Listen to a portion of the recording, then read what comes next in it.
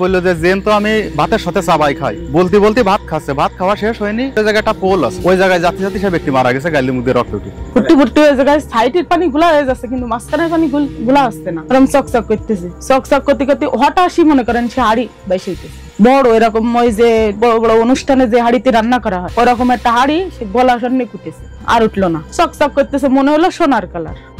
দুলোর পুকুরে আমি শুনেছি অনেক কিছু, কিন্তু আমি সহজকে সেদিনকে হাড়িটাই দেখলাম। আমি বাড়িতে চলে গেছি তখন 8টা বাজে। আমি খানিক দূর আগায় আসলে দেখি একটা মহিলা দৌড়াদৌড়ি করতেছে, আর একটা মহিলা ডাকতেছে, একটা মহিলা দৌড়ছে। আমি ওনার কাছে জিজ্ঞেস করলাম যে কি সমস্যা, তাই বলতে পারবো না দুলোর পুকুরে কি হয়েছে। আমি বলছি কি হয়েছে এটা, বলে জানি না, দেখতে হলে আসতে হবে। আমি ওনার পাশ দৌড়াইছি, যাই দেখি কি যে জায়গায় খালি ভূগোল কাটতেছে, মানে পানি যেরকম ফোটে এরকম ফুটতেছে। আমি আবার ওনাদের কাছে জিজ্ঞেস করতেছি যে জায়গায় সমস্যা কি, হয়তো বাচ্চা কাছে পড়লো কি গরু ছাগল পড়লো, আপনারা দেখেন একটু লাগবে। তোরা বলতেছে না দেখা যাবে না, দেখা লাভা যাবে না, তুমি এই জায়গায় চুপ করে দাঁড়াও। আমি বলতেছি তা যদি কোনো বাচ্চা কাছে পড়ে তাহলে তো ক্ষতি হয়ে যাবে। তা বলতেছে বাচ্চা কাছে না, চুপ করো। তাই বলে একটা মহিলা আমার হাতে ধরেছে, ধরার পর আমি চুপ করে গেছি যে ওরা যত দেখতেছে তাহলে আমার দেখলি সমস্যা না।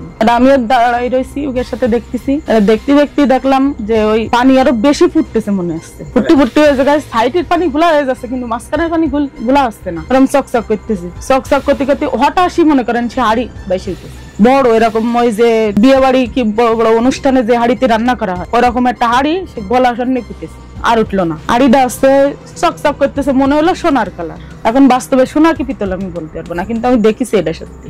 তারপরে হয়তো 2 মিনিট মতো ছিল, 2 মিনিট মতো ওই জায়গায় ঘুরলো, ঘুরার পরে আবার তলায় গেল। কিন্তু যখন প্রথম উঠেছে তখন ঝনঝন আওয়াজ হয়েছে, ভিতরে দেখতে পারিনি। মানে মাঝখানে তো হাড়িটা উঠেছে, আমরা তো সাইডে দাঁড়ায় রয়েছি, পানি তো চারি সাইডে মনে করেন ফাঁকা হয়ে যায়, হাড়ি ঠেলে উঠেছে। তারপরে ওই বললাম না 2 মিনিট মতো থাইকে আবার তলায় গেল, আবার এরকম ঘুরতে ঘুরতে তলায় গেল। মানুষজন বলে ওই একজনের দেবে, তা কারে দেবে সেটা শিওর না। ওই জায়গায় অনেক কিছু মানুষই পাইছে, নেছে, আবার অনেকে ফেরতও দিয়ে এসে। মাস 1.5 আগে একজন ওই জায়গাটা নৌকা দেখিল, নৌকাটা খুব বড়, আর মনে করেন নৌকার যে পাল বলে না, ওই পাল পর্যন্ত আরেকজন দেখেছে, মানে ও তো ওই জায়গায় দেখিয়েছে ফুল নৌকা, আরেকজন দৌড়ে এসে ও সিলন গেছে, এসে দেখিয়ে ও দেখে সে নৌকার এতখানি দেখা যাচ্ছে, ওটা সোনার নৌকা চকচক করতেলাম। ও দেখে ভয় তো কম হলো, আর মাসখানিক জ্বর ছিল। তখন তো মনে করেন যে মানুষের অভাবনাটান ছিল, সবাই তো আর সামর্থ্য হতো না যে আমি একটা ডেক ভাড়া করে নিয়ে আসবো কি একটা থালা বাসন নিয়ে আসবো। ওই জন্য আগের দিন যাই বলে আসতো যে আমার কালকের আমার বাড়ি অনুষ্ঠান আছে, আমার এতগুলো থাল প্লেট বা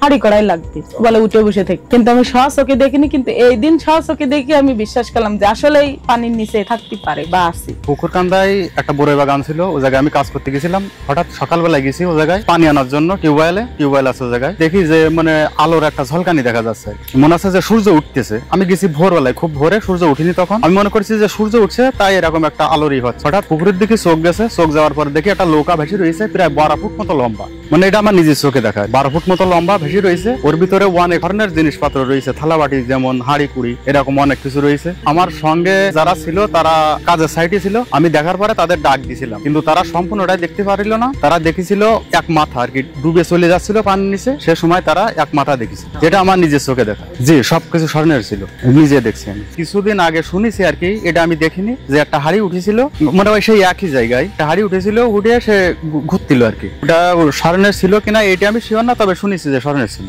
কিন্তু জেদ করে যদি কেউ কোনো কিছু করার চেষ্টা করে তার খবর আছে। মনে করেন জেদ করে যদি ওই গাছের একটা পাতাও কেউ ছেড়ে, ওই জায়গায় বট গাছ আছে, যদি কেউ একটা পাতাও ছেড়ে হাতে নাতে সে প্রমাণ পেয়ে যাবে যে কিছু হচ্ছে এরকম। মনে করেন যে এখান থেকে 5-7 বছর আগে ওই আমাদের দুলোর বিলি কাজ করতে আসছিল এক লোক, বাড়ির সম্ভবত গোপালপুর। ওখান থেকে এসে তা বললো যে জেন তো আমি ভাতের সাথে চাবাই খাই, বলতে বলতে ভাত খাচ্ছে, ভাত খাওয়া শেষ হয়নি, ঋষিপাড়ার জায়গায় একটা পোল আছে, ওই জায়গায় যাতে যাতে সে ব্যক্তি মারা গেছে, গালির মধ্যে রক্ত উঠে।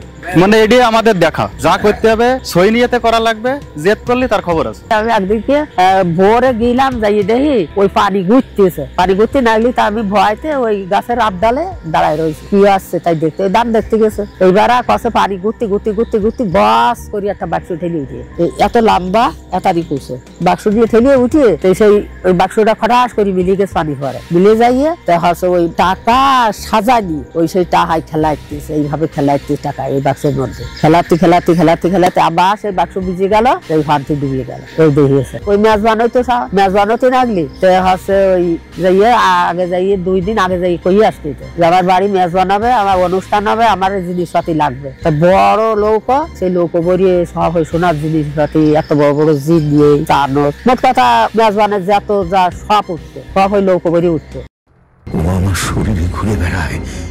রহস্যময় এমন অনেক ঘটনা পৃথিবীতে ঘটে যার ব্যাখ্যা বিজ্ঞান দিতে পারে না। অবিশ্বাস্য এমন গল্প শুনতে চায় চলতি গল্প বলতে আমাদের সাথে যোগাযোগ করুন। একবার, দুবার, 3 বার। ফোন 0961102759 অথবা ফেসবুকে ইনবক্স করুন।